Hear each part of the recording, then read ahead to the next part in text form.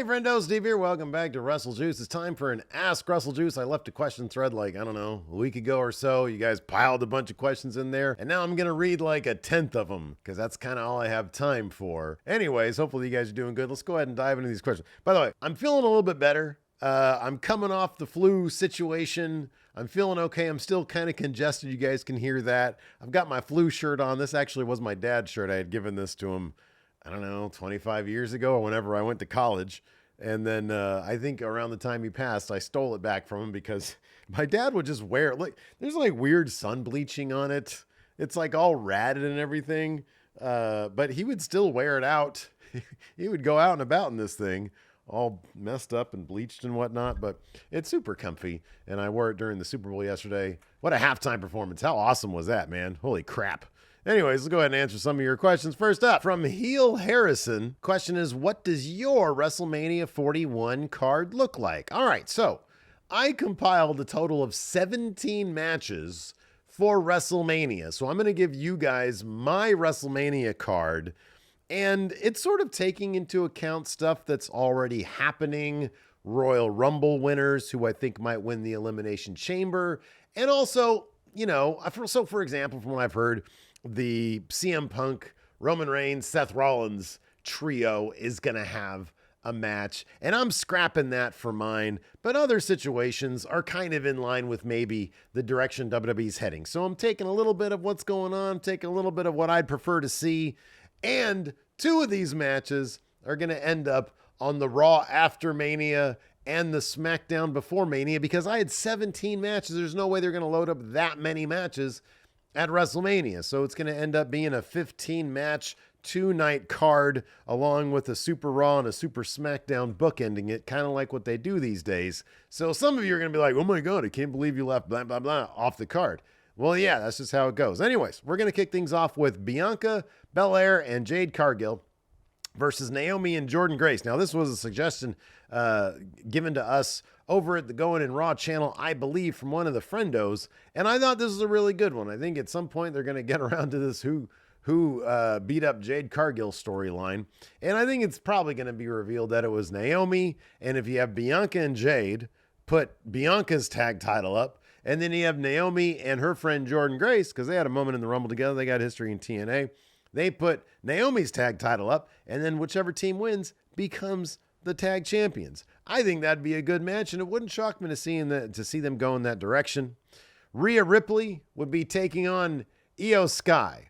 I don't know how this would work, given that Charlotte won the Rumble, and Io's not even in the Elimination Chamber. So this is one of those situations where I'm like, I don't really give a shit about all that business.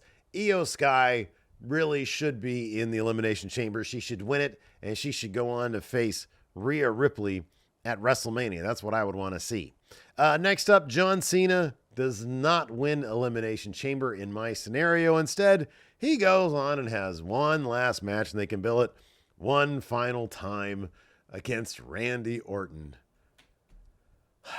Because I didn't want Cena in the championship match at WrestleMania.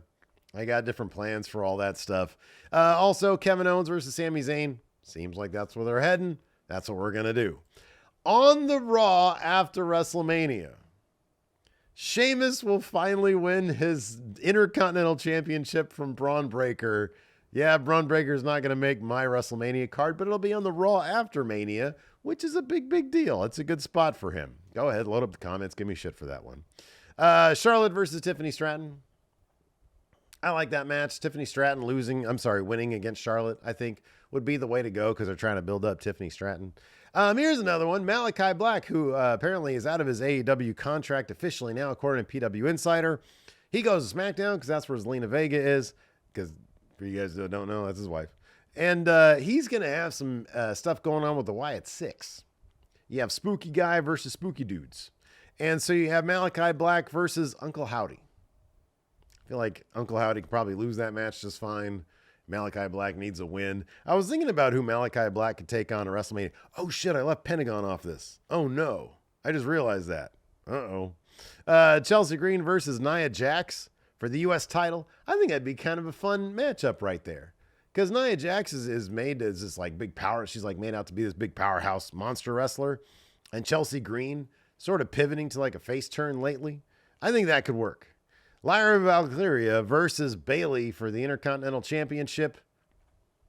I just didn't know what to do with Bayley, so put her in she's one of the best wrestlers they have. And Lyra is one of the best younger wrestlers they have. So put them in a match together. Screw it. Shinsuke Nakamura versus LA Knight. Honestly, this probably should have been on the SmackDown before. But LA Knight's like he's really popular. It'd be weird to have WrestleMania without LA Knight there. Solo Sikoa versus Jacob Fatu. So Solo Sikoa recently came back and he attacked Cody Rhodes. But I kind of wonder if maybe that can motivate an Elimination Chamber match with Cody and Solo for some reason, even though Solo's lost a lot. He'll lose there too. But maybe somehow, some way, that'll lead Jacob Fatu to being like, I don't really love you much anymore, Solo. And then they have a match. Liv Morgan versus Becky Lynch. Why not? Liv Morgan's the one who took that title off Becky Lynch. Why not give him a match? Drew McIntyre versus Damian Priest. I know there was reporting that Drew McIntyre is not happy about this match. I don't know how true that is. I'll be honest with you, kind of grain of salt for me on that one. But I do like the idea that Drew McIntyre has to go back and kind of correct the wrongs of his bad year. And one of those, of course, is Damian Priest cashing in on him at WrestleMania. So you put them in a match together so Drew McIntyre can win there at WrestleMania, and then he can resume his pursuit for whatever he's going to resume his pursuit for. Seth Rollins versus Gunther for the World Heavyweight Championship. Again, it's kind of all about righting wrongs. Seth Rollins lost his title at WrestleMania last year. I think. Didn't that happen? That wasn't SummerSlam, was it? Whatever it was. Anyway, Seth Rollins versus Gunther. Really good match. I think that'd be good. And then Alexa Bliss versus Nikki Cross, but that'd be on the SmackDown before WrestleMania. Because Alexa Bliss is back. You got to do something with her at WrestleMania weekend. And then, it seems like she's going to get into a thing with the Wyatt Six, Nikki Cross, her old running buddy, and in the Wyatt Six. A lot of history there. That'd be a good match. And then in the main events, you get CM Punk versus Roman Reigns.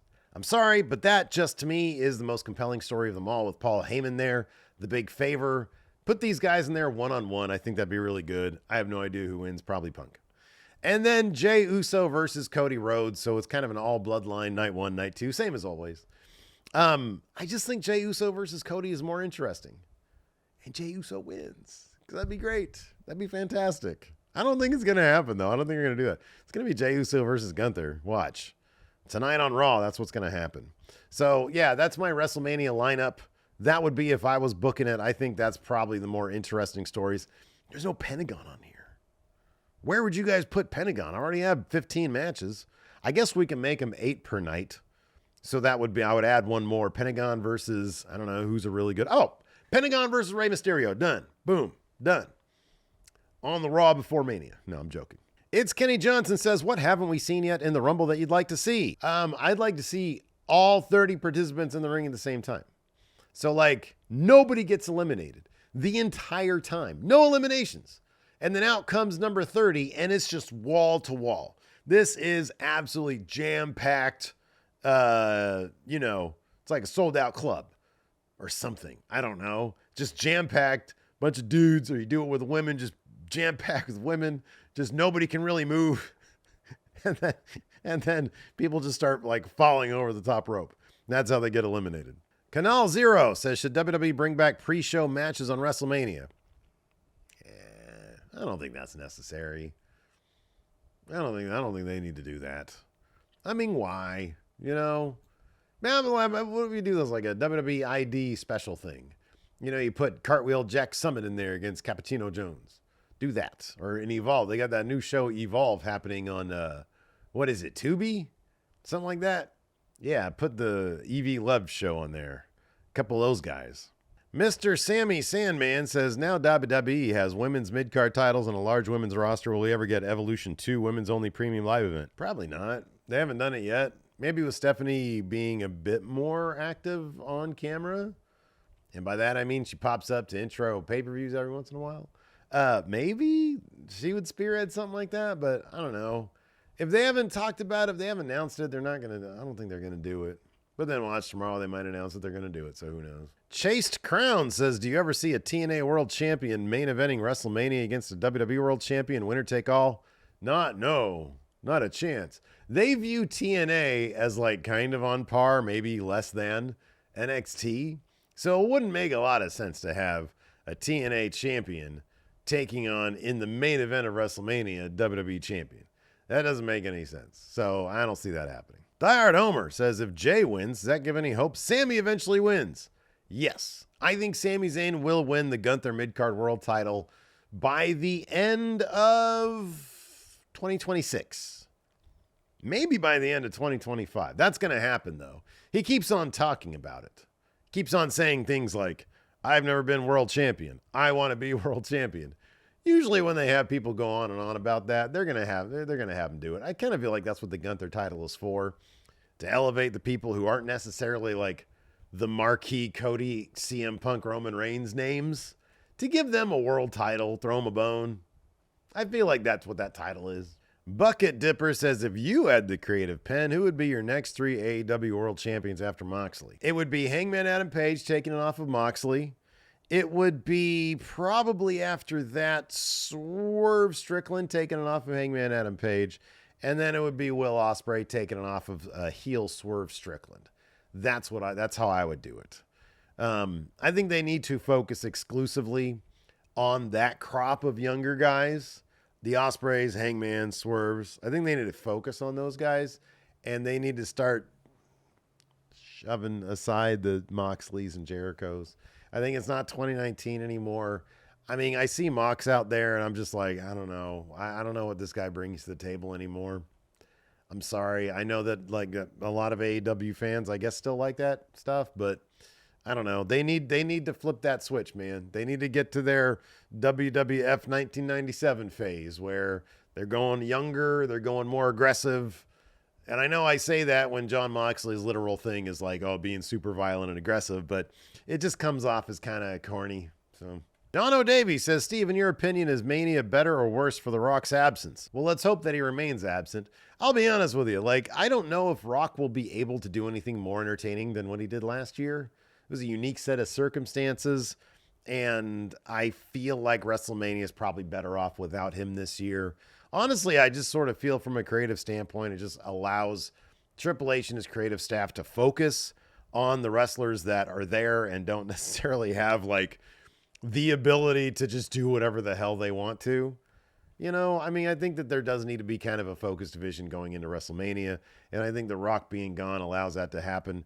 And on top of that, I thought last year was very entertaining with him, but I feel like this year would be kind of a retread of that.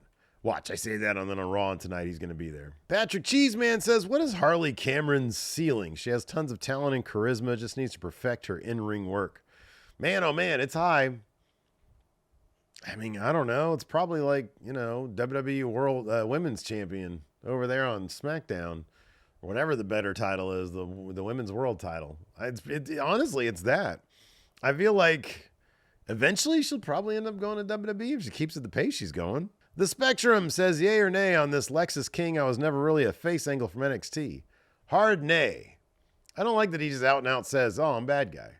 He needs to be like, no, I'm a good guy. Seriously, I'm trying to get out from my dad's shadow. And then keeps on like low blowing people. Zero says, what belts would you like to add to your collection? Right now, I don't have any that I'm interested in adding to my collection. I mean, there are some nice looking Signature Series titles, like the Undertaker Winged Eagle Signature Series title is really nice looking. That's a cool one. But otherwise, like once I got the Punk one, I was like, okay, I'm good. I think I'm good with these. Not a lot of other ones out there that I'm like, or there are no other ones out there that I'm like, oh my God, I got to get this. That being said, if, you know, one thing I wouldn't mind getting is the Yeet title. I wouldn't mind getting that. That'd be because I think I can get on eBay for like $180, $140 or something like that. Also, I kind of want to get for like, they got it like for like $120. The Sacramento Kings title that WWE makes, there's a Pakistan version of it. And I kind of want to get that. I might get that for myself.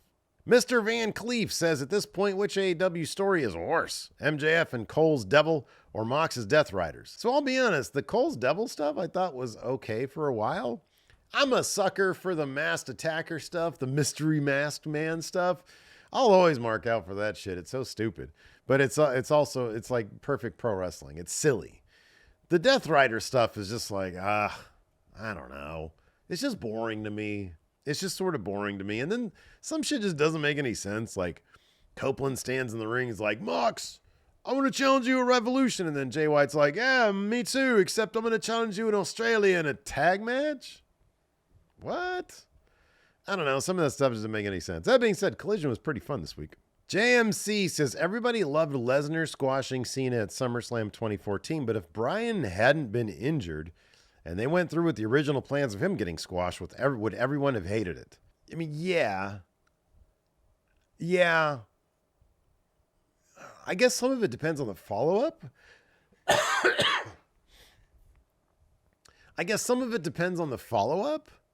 But I feel like by and large that would have had... The Cena thing was so shocking because it's like Super Cena. The Bryan thing would have been less shocking.